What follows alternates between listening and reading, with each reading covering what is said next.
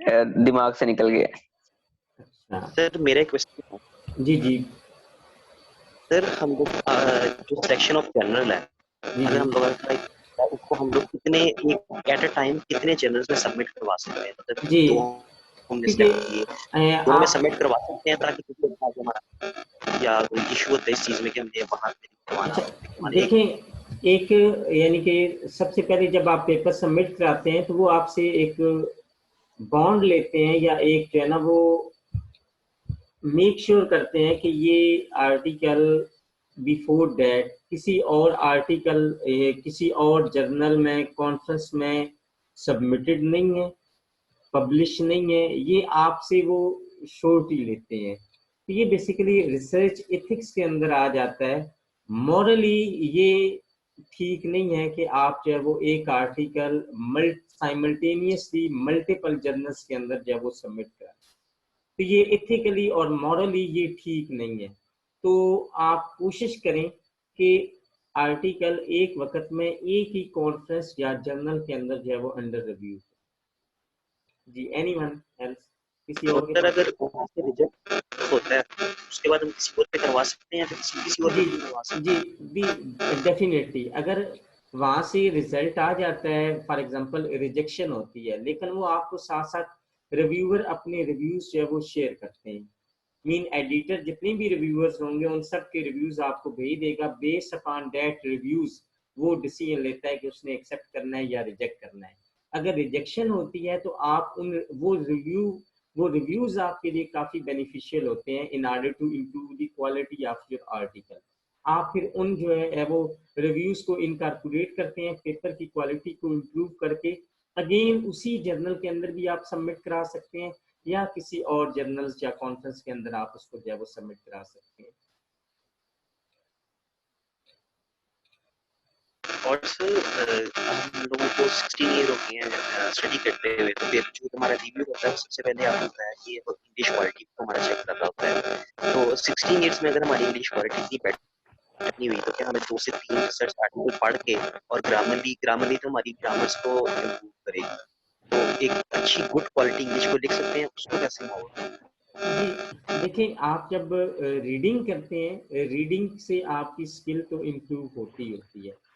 मैंने जैसे आपको कराया कि आप जब इनिशियली ड्राफ्टिंग करते हैं तो मे बी आपकी इंग्लिश क्वालिटी इतनी अच्छी नहीं है, लेकिन जब आप प्रूफ रीडिंग करते हैं, बार बार आप डिस्कस करते हैं अपने सुपरवाइजर के साथ, या आप जो है वो same ideas mean literature review से आप देखते हैं कि रिसर्चर्स जो डिफरेंट रिसर्चर्स हैं उसने उन्होंने अपने काम को कैसे जो है वो डिस्क्राइब किया है या उसको जो है वो प्रेजेंट किया है, तो वहां से आप जो है वो आइडियाज एक्वायर करने शुरू कर देते हैं।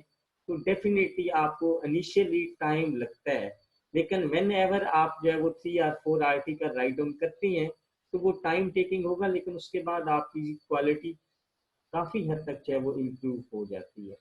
हम यूजुअली ये कहा करते थे कि फर्स्ट आर्टिकल पब्लिश कराना मुश्किल होता है, उसके बाद आर्टिकल पब्लिश कराना इतना मुश्किल नहीं होता, क्योंकि आप फर्स्ट आर्टिकल राइट डाउन करने के साथ साथ आप काफी हद तक लर्न भी कर रहे होते हैं। तो क्वालिटी इम्प्रूव हो जाती है अगर आप सिंसियरली एफर्ट पुट करते हैं। तो आई थिंक सो, मेरा पर्सनल एक्सपीरियंस भी है कि आपकी क्वालिटी जो है वो इम्प्रूव हो जाती है। तो जब हम वो वर्ड यूज करते हैं practice make a man perfect, तो एक्चुअली यही आता है कि आप अपनी मिस्टेक से जो है वो लर्न करते हैं और फर्दर जो है वो चीज़ों को इम्प्रूव करते हैं।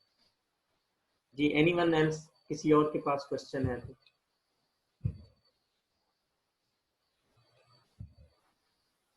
No sir. जी मोहसिन रियाज साहब कैसे हैं आप, ठीक हैं?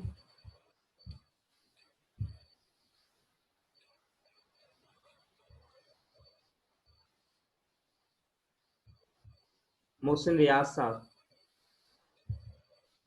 जी सर। आप पहले सेशन अस्सलाम दोनों वालेकुम। जी पहले दोनों सेशन में आप नहीं थे। सर मैं नेट का इशू था और थोड़ी तबीयत भी बसर थी, इसलिए थोड़ा लेट हो गया मैं। अच्छा अच्छा, नेक्स्ट आपके पास जो ये एक आपको ब्लॉक डायग्राम नजर आ रही है, एक्चुअली ये डिस्क्राइब कर रही है आपके रिसर्च वर्क के प्रोसेस को। कि उसमें जो अगर हम हमारे पास फॉर एग्जांपल 1 ईयर का टाइम है, जैसा कि आप एमएस के स्टूडेंट्स हैं तो आपको 2 सेमेस्टर जो है वो मिल जाते हैं अपने रिसर्च वर्क को जो है वो कंप्लीट करने। तो वो जो टाइमलाइन है अगर आप उसको डिवाइड करते हैं 3 रीजन्स के अंदर, तो जो फर्स्ट रीजन है दैट इज अ 1/3, इसको हम ओपन माइंडेड रीजन भी जो है वो कहते हैं। जो सेकंड वन रीजन है middle one, that takes the half of your timeline, उसको हम फोकस्ड, और जब आप फोकस पीरियड से पास ऑन करते हैं तो फिर आपका वो फाइनल पीरियड आ जाता है। तो अब हम देखते हैं कि इनिशियली अगर आप देखें तो आपके पास वाई एक्सिस में आपको अपवर्ड डायरेक्शन में थ्योरेटिकल वर्क नजर आ रहा है और वाई एक्सिस में आपको एम्पिरिकल वर्क नजर आ रहा है, जबकि एक्स एक्सिस में आपकी जो है वो टाइम लाइन है। तो इसमें 1/3 में आप देखें तो आपके पास initially when you have to be open minded, तो इसमें आप देखिए कि इनिशियली आप क्या करते हैं कि आप रिलेटेड वर्क को रीड करते हैं। ये मैं ब्लूइश साइड को जो है वो रीड कर रहा हूँ। आप जो थ्योरेटिकल वर्क वाली साइड पर आप देखें तो टॉप में आपके पास जो है वो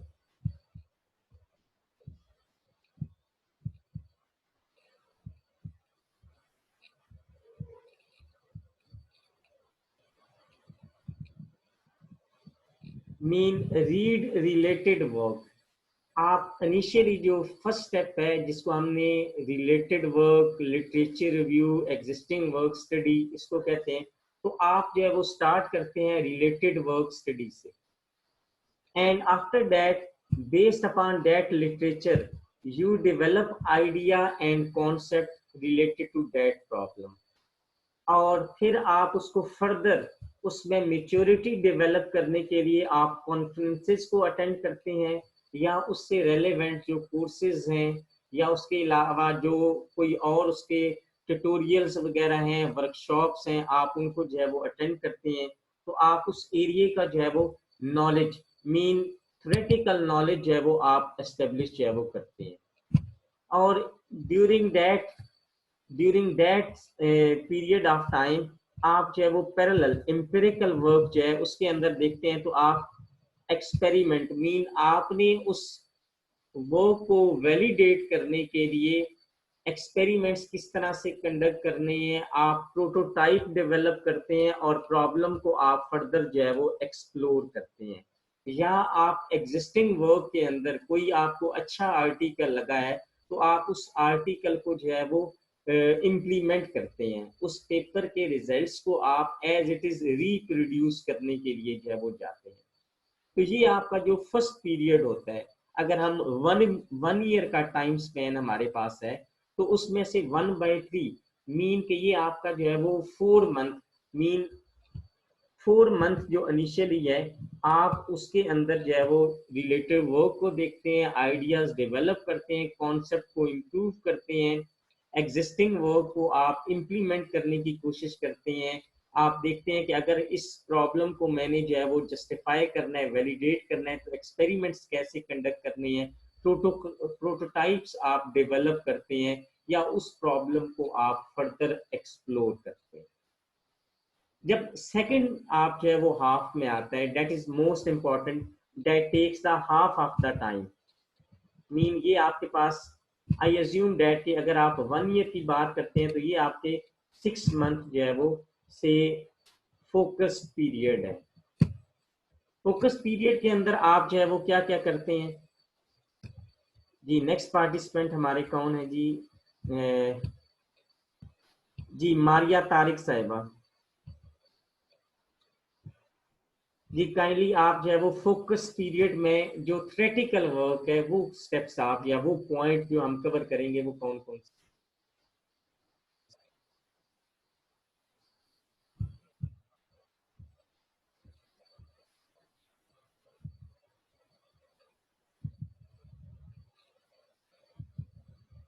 मारिया तारिक, आपको आवाज आ रही है मेरी?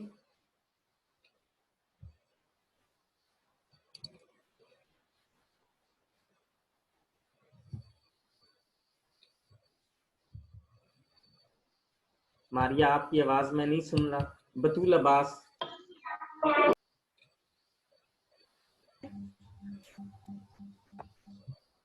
बतूल अब्बास साहिबा।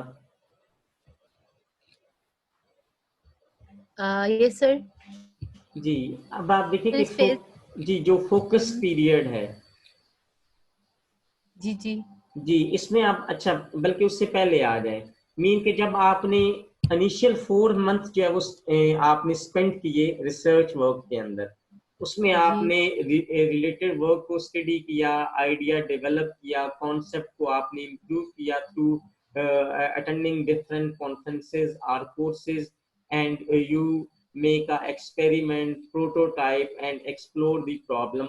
After that period of time, the deliverable will be, यानी कि ये जो नीचे डिलीवरेबल है इनिशियली, वो क्या क्या होंगे आपके फर्स्ट पीरियड के बाद? सर उसके बाद हमने जो रिलेटेड वर्क इकट्ठा की है, उसमें हमने जो प्लान्स क्रिएट किए हैं और जो आइडिया जो डिजाइन हमने डेवलप की है, वो सारा हम इम्प्लीमेंट फेज की तरफ से लेके जाएंगे, मतलब कि उसे पेपर राइटिंग की तरफ लेके आएंगे।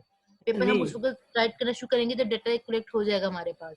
अच्छा अब देखिए, आपने देखे ना, जब हम फर्स्ट पीरियड की बात की है, तो उसके बाद आपने जब 4 मंथ स्पेंड किए एक पर्टिकुलर टास्क के ऊपर, तो डेफिनेटली उन माइलस्टोन आपने वो अचीव किया, तो जो डिलीवरेबल होते हैं, जैसे कि आप FYP करते हैं, तो आप अपने जो टाइमलाइन है उसमें आप डिवाइड कर रहे होते हैं टाइमलाइन में कि आफ्टर 2 मंथ आपका डिलीवरेबल क्या होगा।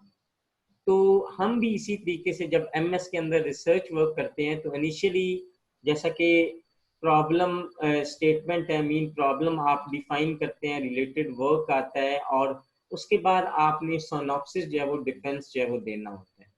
तो सिमिलरली यहाँ पर भी जो डिलीवरेबल होंगे यहाँ मेंशन है, जैसे आप देखें ना कि जैसे ओपन माइंडेड पीरियड एंड हो रहा है, तो नीचे बॉटम में आपके पास जो है वो डिलीवरेबल मेंशन है। आप इनको काइंडली जो है वो रीड करें। ओके सर, डिलीवरेबल में हमारे पास सबसे पहली चीज जो आती है वो आती है रिलेटेड वर्क, फिर further more detailed design, then further plan, methods, hypothesis, goals और इन द लास्ट कंट्रीब्यूशंस। जी एग्जैक्टली। अब आप देखिए कि जब आप सिनॉप्सिस डिफेंस जो है वो कंडक्ट करते हैं, तो वहां पर आप कंट्रीब्यूशन तो भी आपने नहीं की होती, लेकिन आप उसके अंदर जो बेसिकली जो है वो रिसर्च एम्स एंड ऑब्जेक्टिव्स के तौर पर आप उसको जो है वो मेंशन कर रहे होते हैं कि आपके गोल्स क्या हैं या आपके ऑब्जेक्टिव्स क्या हैं। अच्छा अब आप देखिए कि जैसा कि अभी हमने रिसर्च मेथोडोलॉजी में आपको असाइनमेंट दी थी कि आप जो है वो रिलेटेड वर्क जो है वो वहां से जो है वो स्टार्ट करें, तो at the end of the day जब आप जो है वो 10 to 15 आर्टिकल अच्छे क्वालिटी के किसी पर्टिकुलर प्रॉब्लम से रेलेवेंट आप स्टडी कर लेंगे, then you will be able to write a paper. तो वो आपके पास जो है वो लिटरेचर रिव्यू या एक सर्वे का जो है वो रिसर्च पेपर जो है वो बन जाता है। जब आप जो है वो इनिशियल फेज से गुजरते हैं, तो देन आपके पास सेकंड फेज आता है जिसको हम फोकस पीरियड कहते हैं, और जो कि मेजर आपका टाइम पीरियड होता है, जो कि हमने अगर 1 ईयर की बात करते हैं, तो half of the period of time आपका जो है वो फोकस पीरियड में आता है। तो उसमें आप देखें तो आपके पास जो थ्योरेटिकल वर्क है उसमें पेपर राइटिंग आ जाती है। आप जो है वो पेपर को राइट डाउन करते हैं। अगर आपने इतना अच्छा लिटरेचर रिव्यू किया हुआ है, सर्वे किया हुआ है, तो उस पर कोई पेपर बनता है, तो आप जो है वो पेपर राइट डाउन की तरफ जाते हैं, या उसको जो है वो आप सिंथेसाइज करते हैं, और या आप उसके बाद थ्योरीज को डेवलप करते हैं, या कॉन्सेप्ट को आप फर्दर जो है वो डेवलप जो है वो करना शुरू कर देते हैं। जी बतूल साहिबा, ये नीचे वाले जो पॉइंट्स हैं जो आपके एम्पिरिकल वर्क के अंदर आते हैं, वो कौन कौन से हैं? सर उसमें आता है आपका build the system, do details analysis, do evaluation और the last one write technical reports. जी एग्जैक्टली। देखिए ये पैरेलल जो है वो यूजुअली काम जो है वो चलता है कि आप रिसर्च आर्टिकल भी लिखते जाते हैं और साथ साथ अपनी टेक्निकल रिपोर्ट्स जो है उसको भी आप जो है वो इम्प्रूव करते जाते हैं, ताकि आपका राइटअप का जो प्रोसेस है वो भी साथ साथ जो है वो चलता रहे। और इसी पीरियड के अंदर आपने जो प्रॉब्लम डिफाइन की थी उसको आपने जो सोल्यूशन प्रपोज करना है उसके लिए आपने सिस्टम को जो है वो डेवलप करना है, और उसके जो भी रिजल्ट्स आते हैं उसका आपने एनालिसिस करना है, और then you have to evaluate your system, और उसके जो भी आपके बेसिकली रिजल्ट्स आते हैं आप उनका एनालिसिस करते हैं, कंपैरेटिव एनालिसिस, कि आप जो भी एग्जिस्टिंग टेक्निक है उनके साथ आप कंपैरिजन जो है वो डेवलप कर रहे होते हैं कि आपका वर्क जो है वो कैसे एग्जिस्टिंग वर्क से जो है वो बेटर है, mean in term of efficiency or in term of performance, mean कि वो आपके पास डिफरेंट पैरामीटर्स होते हैं, डिपेंडिंग अपॉन योर प्रॉब्लम आप डिफरेंट पैरामीटर लेकर कंपैरेटिव स्टडी या कंपैरेटिव एनालिसिस परफॉर्म करते हैं कि आपका जो वर्क है वो कहाँ पर जो है वो स्टैंड करता है। तो जब ये सारी चीजें कंप्लीट हो जाती हैं तो देन आप फाइनल स्टेज की तरफ जो है वो मूव कर जाते हैं, मीन के जो आपका बेसिकली ये रेड डॉट जो है वो मेंशन कर रहे हैं, ये आपकी जो है वो यहाँ से थर्ड स्टेज जो है वो स्टार्ट हो जाती है। अच्छा, अभी जी हसन नकवी साहब। सर मेरा क्वेश्चन है। जी जी पूछिए काइंडली। सर ये जो आपने ड्यूरेशन बताया कि अगर ये 1 साल की रिसर्च हो तो हम 4 मंथ्स जो हैं वो स्टार्टिंग वाले फेज पे देते हैं जिसमें ओपन एंडेड वाला क्वेश्चन आ रहा है, और 6 मंथ्स जो है हम भी फोकस क्वेश्चन की तरफ देते हैं। अगर ये लाइक हमारा अगर 1 साल से कम ड्यूरेशन की रिसर्च हो, ये लाइक अगर थ्योरेटिकल वर्क हम जो कर रहे हैं वो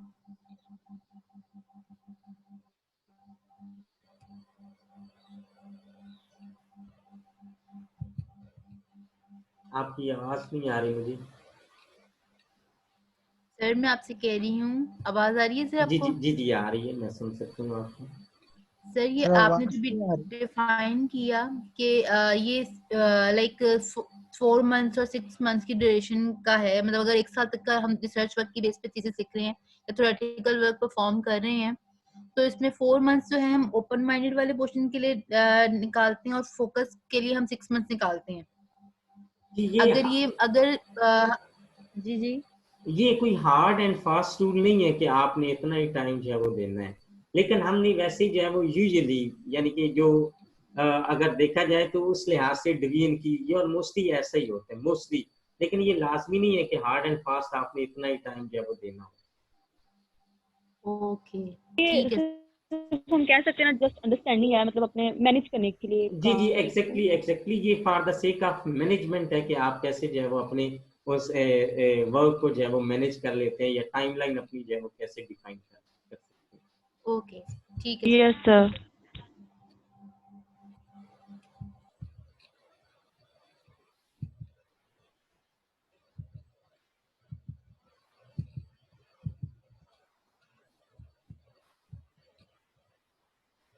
अच्छा, नेक्स्ट आपके पास हसान साहब,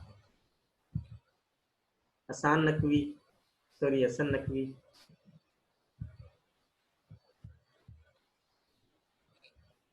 शिजा इस सेशन की भी काइंडली अटेंडेंस आप जो है वो ले लें, जूम सेशन की।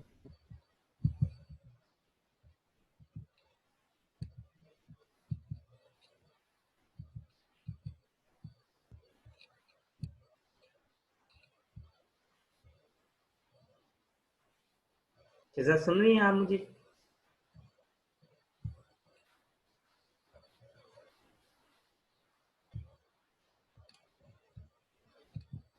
नो सर, शीजा ग्रुप में नहीं है। अच्छा शिजा ग्रुप में और आप ले लो, जी। पहले भी तो आप उनका ले। नेट की वजह से अभी डिस्कनेक्ट हुई है वो। अच्छा डिस्कनेक्ट हो गया। चलिए बाकी ये स्क्रीनशॉट काइंडली जो है ना वो आप ले लें एक दफा ना, ताकि इस सेशन की भी जो है ना वो हमारे पास, बल्कि उन्हें आने दें वापस अगर वो आ जाती है।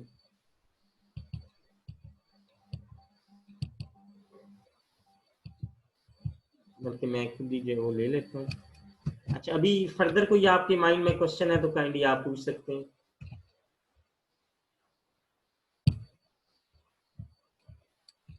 No sir. Sir yes sir. अच्छा, नेक्स्ट आपके पास आ जाता है टाइप्स ऑफ पेपर। अच्छा, अब सबसे पहला जो हम अभी इस कोर्स के अंदर भी फोकस करेंगे वो आपके पास आ जाता है। Sir excuse me sir. जी जी जी महाज साहब। सर जो जो लास्ट स्लाइड थी उसका जो टेल एंड था उसको हमने डिस्कस नहीं किया। अच्छा ओके ये ओके शायद मैंने ओके। मिस कर दिया है। नहीं नहीं, शायद हम स्किप कर गए हैं, उसको नहीं किया। अच्छा, आप देखें टेल एंड में देखें, जब आप ये सारा काम कंप्लीट कर लेते हैं तो फाइनली आपके पास जो है वो थीसिस राइटअप का जो है वो आता है। अगर आप एमएस के स्टूडेंट्स हैं या पीएचडी रिसर्च स्टूडेंट्स हैं, तो जब आप एक सिग्निफिकेंट कंट्रीब्यूशन हो जाती है, आपका सुपरवाइजर जो है वो आपके काम से सेटिस्फाइड है और आपके रिसर्च आर्टिकल सबमिटेड है या पब्लिश हो चुके हैं, तो वो आपको कहता है कि आप अपना थीसिस जो है वो राइटअप जो है वो स्टार्ट कर दें। और आप जो भी आपके यानी कि बेसिकली आप यूज करें, जो भी आपने प्रैक्टिकल वर्क किया है, एम्पिरिकल वर्क किया है या मटेरियल आपने एक्वायर किया है, उसको आप जो जो मेन जैसे आप उसको समराइज कर सकते हैं, यूटिलाइज कर सकते हैं, वो आप उस साइट पर जो है वो आ जाए। तो फाइनली बेसिकली जो भी आपकी रिसर्च है उसका फाइनल जो चीज आ जाती है वो आपका थीसिस राइटअप है। थीसिस राइटअप जैसे ही कंप्लीट होता है तो आफ्टर दैट आपका फिर जो है वो डिफेंस आ जाते हैं। डिफेंस में आपके पास एक पहले इंटरनल डिफेंस होता है जिसमें आपका सुपरवाइजर यूनिवर्सिटी का अपना इंटरनल एग्जामिनर होता है और बाकी जो भी ज्यूरी या कमेटी बनती है वो आपको एवेल्युएट करते हैं, और अगर उसके अंदर कुछ फर्दर इम्प्रूवमेंट है तो वो आपको सजेस्ट करते हैं, और अगेन आप उनको पॉइंट्स को एड्रेस करके दोबारा से अपना थीसिस जो है वो जमा कराते हैं, और फिर आपका फाइनल जो डिफेंस है उसको स्केड्यूल किया जाता है। फाइनल डिफेंस में एक्सटर्नल आता है, मीन कि आपकी यूनिवर्सिटी के अलावा किसी और यूनिवर्सिटी से जो है वो एग्जामिनर जो है वो कॉल किया जाता है।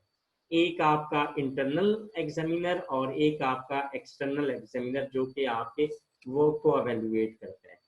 उसके लिए वो आपका थीसिस पढ़ता है, उसमें जो जो डेफिशिएंसीज हैं उनको हाईलाइट करता है, और साथ साथ आपसे प्रेजेंटेशन लेता है, और प्रेजेंटेशन में वो आपको एवेल्युएट करता है, और एवेल्युएट उन्हीं पॉइंट पर कर रहा होता है कि आपकी प्रॉब्लम क्या थी, आपका मेथड क्या है, और आपने कंट्रीब्यूशन क्या क्लेम किया और उनको वैलिडेट क्या किया है। इन्हीं पॉइंट्स के ऊपर आपको जो है वो जज किया जाए। तो इसमें कोई कंफ्यूजन है तो आप पूछ सकते हैं। यस सर, मेरे 2 क्वेश्चन है इसमें। जी जी। सबसे पहले तो ये हम लोगों ने फोकस पॉइंट के अंदर हम लोगों ने पॉइंट पढ़ा है राइट पेपर, जी जी और टेल एंड में हम लोगों ने पढ़ा है राइट थीसिस। जी जी। एक तो मुझे इसमें कंफ्यूजन है, और नंबर 2 है कि इस पूरे प्रोसेस में हम लोगों ने पब्लिश का वर्ड कहीं भी नहीं यूज किया कि जी पेपर जी को पब्लिश आइदर इट्स नेसेसरी और नॉट। जी बच्चे, पेपर पब्लिकेशन इज नेसेसरी, ठीक है। ये आपको रिसर्च के बेसिकली जो है वो जो जर्नल एक लिहाज से, क्योंकि बाज दफा जैसा कि यूके वगैरह के अंदर जो है वो पेपर पब्लिकेशन मैंडेटरी नहीं है, या बाज कंट्रीज जो है वो उसके अंदर पेपर पब्लिकेशन मैंडेटरी नहीं होता कि आपका पेपर जो है वो पब्लिश हो जाए। लेकिन अब आप देखें कि एक थीसिस के अंदर जो है आप मे भी उस थीसिस में से 8 से 10 रिसर्च आर्टिकल आप निकाल सकते हो, क्योंकि उसके 6-7 चैप्टर है और हर चैप्टर के अंदर एक अलग कंट्रीब्यूशन है, एक अलग आइडिया है, एक अलग मेथोडोलॉजी है, टेक्निक है। तो आप एक रिसर्च थीसिस से may be more than 1 article जो है वो राइट डाउन करें और उसे पब्लिश कराएं। थीसिस आपका बेसिकली जो है वो सुपर सेट होता है, और रिसर्च पेपर आपका सबसेट होता है। थीसिस में डिटेल होती है, आप पेपर देखें तो रिसर्च पेपर आपका 10 से 12 पेजेस या 18 पेजेस तक चला जाता है। तो बार दफा आपको अगर किसी भी आथर के रिसर्च पेपर से जो है वो अगर कुछ चीजें मिस हो रही हों तो आप फिर उसका थीसिस देखने की कोशिश करते हैं ताकि उसके थीसिस से आपको फर्दर कोई डिटेल जो है वो मिल जाए। तो इसलिए जो है वो थीसिस आपका एक ब्रॉडर सुपर सेट है, जबकि पेपर आपका सबसेट है। जी, ये पॉइंट क्लियर हुआ महाज साहब? ये सर। सर मेरा क्वेश्चन है जी जी पूछिए काइंडली। कि सर थीसिस से पहले, मतलब जो थीसिस हमने लिखा है थीसिस डिफेंस से पहले, जो पेपर पब्लिकेशन कहा जाता है कि जी आपके जी। थीसिस से एक पेपर, थीसिस रिलेटेड में से ही एक पेपर पब्लिश होना चाहिए, हम्म। ये रिक्वायरमेंट पीएचडी की होती है या एमएस की होती है? जी, अभी आपकी आपकी यूनिवर्सिटी के अंदर मैंडेटरी है, आपका एक पेपर जो है वो पब्लिश होना चाहिए। आपके यहाँ ये आप मैंडेटरी है। Okay sir. अच्छा शिजा, आप काइंडली जो है ना वो इसका प्रिंट स्क्रीन ले लें, क्योंकि 22 पार्टिसिपेंट हैं इस सेशन में। जी सर ले लो। हाँ जी, ले लें। सर जी जी सर ये हमारा एक कहते हैं कि थीसिस से पहले आपका एक आर्टिकल पब्लिश होना चाहिए, जी वो जी। रिलेटेड किस टॉपिक होना चाहिए या any topic in computer science? नहीं नहीं, वो आपका रिलेटेड मीन के जो आपका रिलेटेड वर्क है उसी से रेलेवेंट, जिस एरिया के अंदर आप रिसर्च कर रहे हैं उसी से होना चाहिए, आपके थीसिस में से होना चाहिए।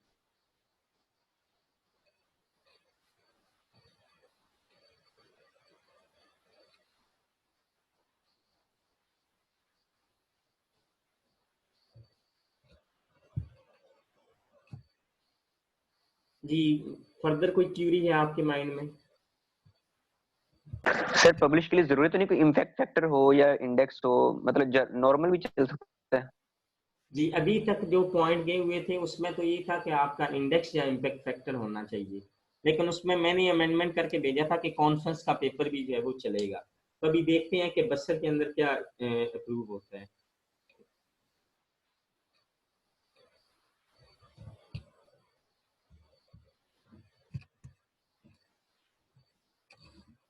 अच्छा, नेक्स्ट आपके पास है। सर हमारा जी जी एक्सक्यूज मी सर, हमारा एलजीयू का कोई अपना जर्नल भी है, इंटरनल जर्नल?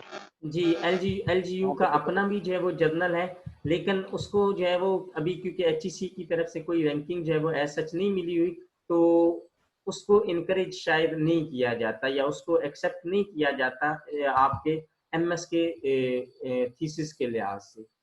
तो उसमें आपको जो एचईसी रिकग्नाइज्ड जर्नल्स हैं उन्हीं के अंदर आपको आर्टिकल जो है वो पब्लिश करना पड़ेगा।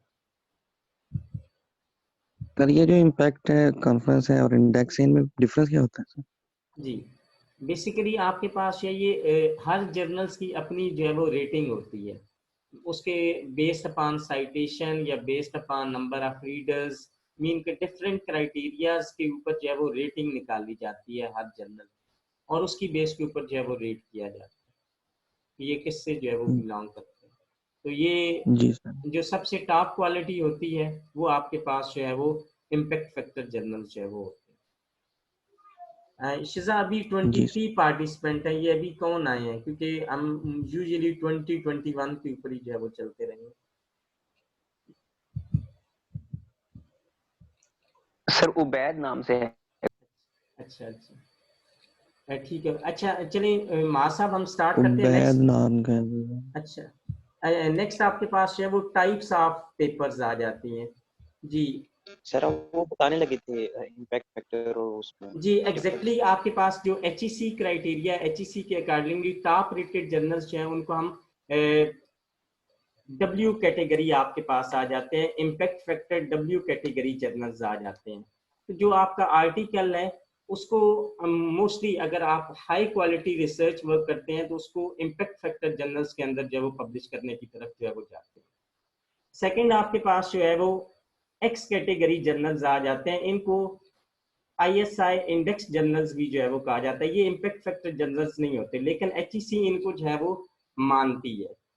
तो सेकंड जो आपके पास मीन के based upon quality of your research work, आप उसको जो है वो एक्स कैटेगरी के अंदर जो है वो आप पब्लिश कराने की तरफ जो है वो जाते हैं। एंड लास्ट वन आपके पास जो है वो वाई कैटेगरी है।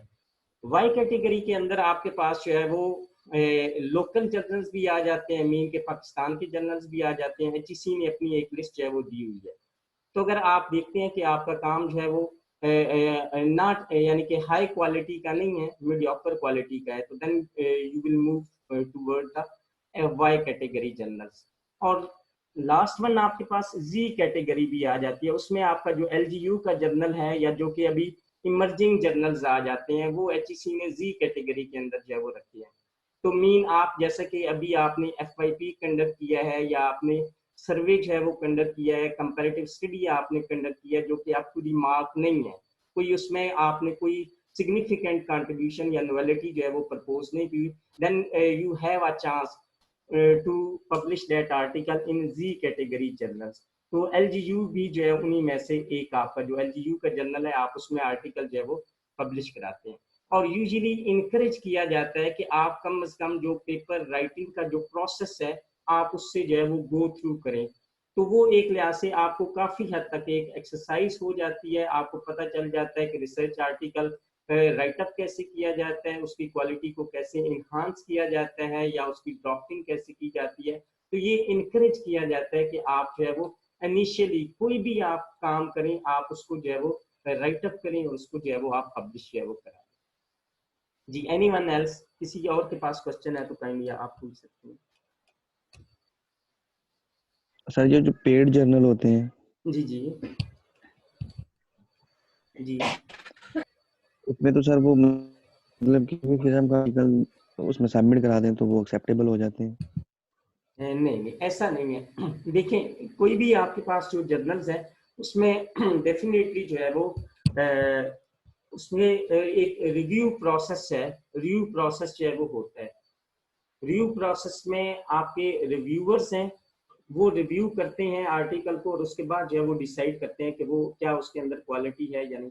हाँ, अगेन, क्योंकि बार दफा ये होता है कि जो जर्नल्स हैं वो रिव्यूअर आपसे पूछते हैं, तो बार दफा ये होता है कि आपने, क्योंकि रिव्यूअर अपनी मर्जी के दिए होते हैं, तो वो उन्हीं पेपर वो पेपर उन्हीं के पास जो है वो चले जाते हैं रिव्यू करने के लिए। तो वो उसमें आपको जो है वो एक एज जो है वो मिल जाता है। हाँ, बाज ISI इंडेक्स बिल्कुल ही लो क्वालिटी के होते हैं, लो क्वालिटी के, तो उसमें यही होता है कि आप जो भी पेपर भेजते हैं उनको पैसों से कंसर्न होता है, वो पैसे लेते हैं और आपका आर्टिकल जो है वो पब्लिश कर देते हैं। सर कुछ फेक जर्नल्स भी होते हैं। जी, डेफिनेटली जो है वो, क्योंकि लोगों ने जो है वो सोर्स ऑफ बेसिकली जो है वो अर्निंग या सोर्स ऑफ इनकम जो है वो बनाया होता है इनको, तो इसलिए वो उसके अंदर जो है वो बेसिकली करते हैं। मीन के फेक जर्नल्स होते हैं, उन्होंने इम्पैक्ट फैक्टर भी जो है वो फेक क्लेम किया होता है, तो वो जो भी हो वो कोशिश करते हैं कि आपका पेपर ऑनलाइन हो जाए और उनको फीस से जो है वो कंसर्न हो। आंसर जी जी कैसे पता चलता सर ये फेक है? जी, वेरी गुड। आप जो है वो गूगल के ऊपर जाते हैं तो उनकी वेबसाइट वगैरह विजिट करते हैं और एक थॉमस राउटर के नाम से जो है वो एक लिस्ट है, उसके अंदर आप जाकर ये बेसिकली सर्च इंजन है, उसके अंदर आप उस जर्नल का नाम वगैरह उसके जो है वो एक आईडी होती है वो डालते हैं, तो वहां से आपको पता चल जाता है कि ये इसकी कैटेगरी कौन सी है और क्या ये फेक तो नहीं है। अच्छा सर, एक और क्वेश्चन था कि अभी हम लोगों ने लास्ट स्लाइड में देखा है कि जो हमारा पेपर का जो पेपर राइटिंग का और उसका thesis till thesis approximately 1 year require होता है। जी जी तो क्या ऐसा पॉसिबल है कि अगर हम लोग बेस से काम स्टार्ट करें, लाइक अभी हमें आइडिया नहीं है पेपर राइटिंग करने का, तो हम लोग विद इन 1 मंथ और 2 मंथ एक पेपर को और अच्छा एक इम्पैक्ट फैक्टर पेपर राइट कर सके? नहीं, इज ऐसा इट पॉसिबल? मुमकिन, वैसे मैं बी फ्रैंकली आपको बताऊं ना, इज इट नॉट पॉसिबल, ये पॉसिबल नहीं है।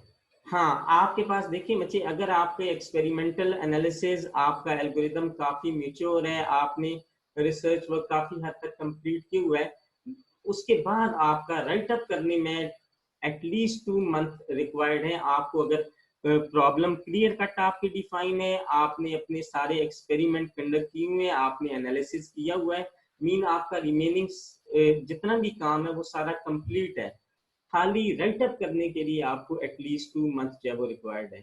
ऐसा मुमकिन नहीं होता कि आप इम्पैक्ट फैक्टर जर्नल लिखें और उसमें आप 2 माह के अंदर प्रॉब्लम भी आपने डिफाइन करनी है, आपने एल्गोरिदम भी डिजाइन करना है, आपने एक्सपेरिमेंट भी करनी है, आपने एनालिसिस भी करना है। आई थिंक सो कि ये पॉसिबल नहीं है। अगर कोई कर सकता है तो आई थिंक सो मैं उसको हेड्स अप जो है वो कर दूंगा। सर आपने बताया डब्ल्यू कैटेगरी के अंदर इंडेक्स लेवल के पेपर आते हैं। जी, डब्ल्यू कैटेगरी के अंदर इंडेक्स लेवल के पेपर आते हैं। जी, डब्ल्यू कैटेगरी के राइट अंदर सर, जो है वो impact factor. Impact factor general जो है वो आते हैं। ओके। सर इम्पैक्ट फैक्टर कितना अच्छा समझा जाता है, मतलब ये किस तरह होता है 1 पॉइंट क्या या पॉइंट नॉट जी इस नेक्स्ट इम्पैक्ट फैक्टर अच्छा बेसिकली बच्चे आपके पास जो इम्पैक्ट फैक्टर भी कंप्यूट होता है वो भी उसमें भी उसकी कंप्यूटेशन के डिफरेंट पैरामीटर्स होते हैं कि आप उसके अंदर जो है वो क्या मीन के उसका